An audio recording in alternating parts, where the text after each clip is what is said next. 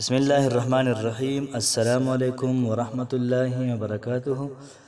امید در بکوم چې تاسو ټول به ټیک ټاکې الله پاکم خوشاله آباد ساته. الله پاک دې منګ او تاسو ټول د چا محتاجې نه صرف د الله پاک منګ او تاسو ټول د خپلې بندګۍ د محتاج ساتي. نن چې کومه زمونږ وظیفه ده د اختر د شپې حوالې سره ده. د اختر په شپه باندې 10 رکعاته نفل دي او چې څوک په دې طریقې باندې وکوي چې کومه طریقه باندې منګ هایو انشاءالله العزیز الله پاک به د انسان ته د 13 کالو د نفلونو ثواب ورکوي. دغه رنګې رمضان المبارک کې چې څومره عبادات کړي دي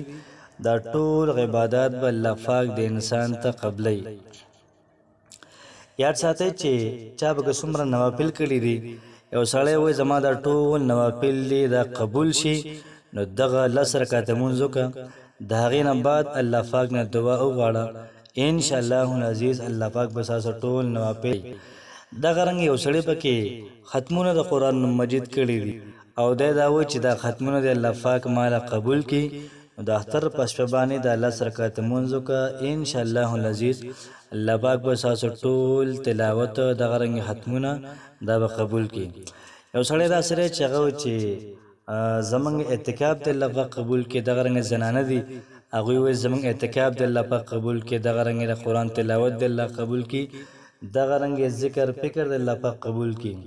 نو یاد ساتئ چې کوم سړی د اختر په شپه باندې 10 رکعاته نفل په دې طریقه باندې کوي انشاءالله العزیز الله پاک به ته د ټول رمضان المبارک روزې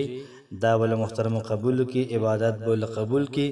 دغه رنګ ذکر او فکر بول الله پاک دا قبول کی. یا ساتي چې کوم سره د الله سره کته مونږ کې الله پاک په انسان بهانه کوي نو بهانه محترم او رمضان کې کېدل د ډیره زیاته خوش قسمتي غواړي او رقم خلکو چې بهانه نه کیږي نو الله پاک او رسول او فرشتي دا محترم په غیبانه د لعنت وي. دغه رنګ دې سره سره کم سړی دا وایي چې ما درې د 13 کالو د بندګۍ ثواب میلاو شي د 13 کالو د نفلونو ثواب دې ماته میلاو شي نو هغوی له پکار دی چې د اختر په شپه باندې 10 رکعاته نفل په دې ښودلی شوې طریقې باندې وکړي انشاءالله العزیز الله پاک بوله د 13 کالو د عبادت ثواب دا په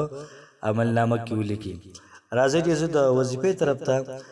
نن چې کومه زمونږ وظیفه را نن چې کوم زمونږ ټافک دی هغه دا دی چې کله اعلان وشي چې سبا له به اختري نو د اختر په شپه باندې موږ به چارندام وکړو یا کوله چا چارندام وي بیا هم ټیک ته چارندام به وکړو او دغه رنګې داسې ځای کې به ودرېږو چې مکمل سکون پکې وي هلته کې شور نه وي هلته کې د وړو مړو خبرې نه وي دغه رنګې موبایل پکې نه غږېږي ټي وي پکې نه وي دغه ځای کې ډېر زیاته پرسکونه ماحول وي نو موږ به 10 رکعاته نفل وکړو دغه رنګې 2 رکعاته نیت به وتړو ثنا به ووایو دغه رنګې اعوذ بالله بسم الله دغه رنګې ورپسې سورة الفاتحه به ووایو ورپسې سورة الاخلاص به کې 10 پیرې ووایو بیا به د هغې نه بعد رکوع وکړو او دغه رنګې بیا سمع الله لمن حمده بیا یوه سجده بیا راپاسه په ترتیب باندې طریقې باندې بیا بل سجده بیا پاسه 2 رکعات وکړه بیا بسم الله ووایه او دغه رنګې بیا د هغې نه بعد سورة الفاتحه بیا د هغې نه بعد سورة الاخلاص 10 پیرې ووایه دغه رنګې د هغې نه بعد بیا رکوع وکړه بیا قومه وکړه دغه رنګې بیا یوه سجده وکړه بیا جلسه وکړه بیا بله سجده وکړه دغه رنګې بیا اتحیه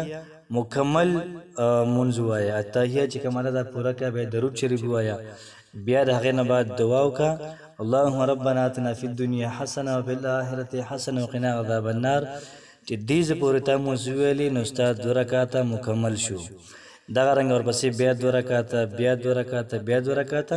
چې کله ستا 10 رکعاته برابر شي یاد ساتئ چې د الحمد نه بعد سورة الاخلاص یعنی قل هو الله احد